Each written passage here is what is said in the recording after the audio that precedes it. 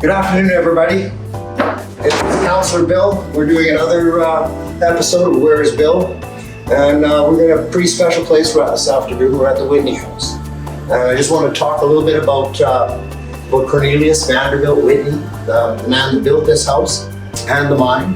I think they started talking in about 1924, 1925. And after sending R.H. Channing up here to verify that there actually was a mine, an operable mine, in 1927 they actually signed the deal. And the workings towards building Island Falls. And to have a vision of a mine this size, to have a vision to build a hydroelectric plant, to run the mine, to build everything was, the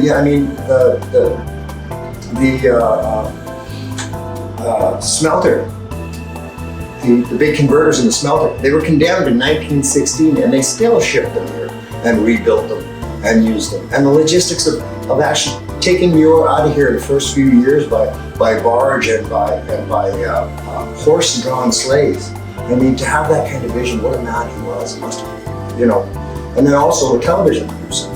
Owned I think it was the Whitney Broadcasting Corporation, something like that. But they produced the movie The Searchers with John Wayne.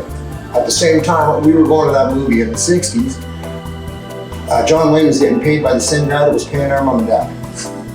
So anyways, we wanted to give you a tour of the Whitney House, and here it is. So this is the kitchen, although it's been renovated over the years. I'm told it's always been state-of-the-art for, whenever things change. This is a fairly large house for that year. I mean, people in Clinton were building 400 and 500 and 600 square foot houses to live in while they got started and raised their families. And this place is, I don't know, it's got to be 2,000 square feet. And it's really cool the way it was built and the way it's been laid out. And there's a picture of Cornelius Vanderbilt Whitney right there. He was a young man when he inherited a lot of money. And I'm told, and I'm not sure if this is correct, I'm told that it was a $29 million initial investment. $29 million, I don't know what that's worth today, but I'm sure it's got to be close to $1 billion. But how cool is this? And how, what sort of people over the years, what geologists and dignitaries and whatnot were entertained in these hallowed halls, I guess you could say. This is a pretty cool place. And I don't think the majority of Flintonians have ever been in here. So we're just going to take you down and we're going to show you, a couple of the bedrooms here. I've got an old rotary dial phone that they tell me was in here. Vic Peterson told me that. I don't know, I can't verify that, but it's a pretty cool little phone. But this man's been upgraded, you can tell. But, for 1929, I believe they had, I don't know when they got running water, but the hospital was built in 1938 and it had running water then from HPM&S. So I suspect this place had running water and sewer in that day and age, I'm not sure. And yeah, they had a modern bathroom. I'm pretty sure this was renovated in the 50s because it's got that kind of 50s vibe about it, except for the newer tub surround. The tub is definitely a 50s. It would take 10 men to carry that out of here. But yeah, it all 9-foot ceilings, kind of cool. I think they're 9 feet or 10. But yeah, we'll show you. This is not the master. This is one of the smaller rooms. So we'll take you down the other hallway and we'll show you that. Cool fireplace too. And there's a sign on this fireplace that says, "This is not a working fireplace. Do not start fire in it. It has not been had fire or been maintained for 20 years. So we'll take their word on that. But can you imagine the meals that were served in here? I imagine they had a cook. I don't know who that would have been, but there's been a lot of really cool cooks, really good cooks over the years. So, and I don't know how many children the Whitney family had, or if they ever came here, but I think this is the master bedroom.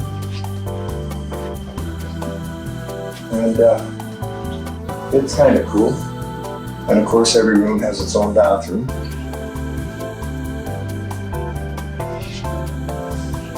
The wallpaper's got to be 60s. I don't know, maybe not. 40s, you know. And terrazzo bathroom floors, like they got in the hospital, in the old part of the hospital. Kind of cool. And again, 1950s. People would love to install those fixtures today. And then a smaller room here. Again, yeah. And again, terrazzo floors in the bathrooms, all 1950s. I wonder what they looked like when they first put plumbing in them. They must have been pretty cool. And I think it used to have, it used to have steam heat. Everything around here had steam heat, and they've converted it all over to electrical. But yeah, I just thought this would be cool for people to see. And yeah, so can you imagine the amount of men it took? Like, if you go onto the Flin Flon Heritage Project and you look, there's a picture of all the carpenters that built, because you got to remember everything there was so many trusses because of the rail. There was so many. So if you go to the Flin Flon Heritage site and you go to the mining part and then start looking at some of the pictures, it's pretty cool because you got a picture. It looks like around 100 and some carpenters all gathered around, and they had to do all the bridge work. And they built all the houses, and they built the company cottages and the company apartments. And so, you know, just the mere size of the infrastructure. And then never mind the whole crew of carpenters they had in Island Falls building the hydroelectric dam. So, you know, I have nothing but admiration for people that have that big a vision. And so it's pretty cool. So anyways, we just wanted to take a few minutes and show you this place and give you a little bit of history about the Whitney family, and we'll see you next time. Thanks.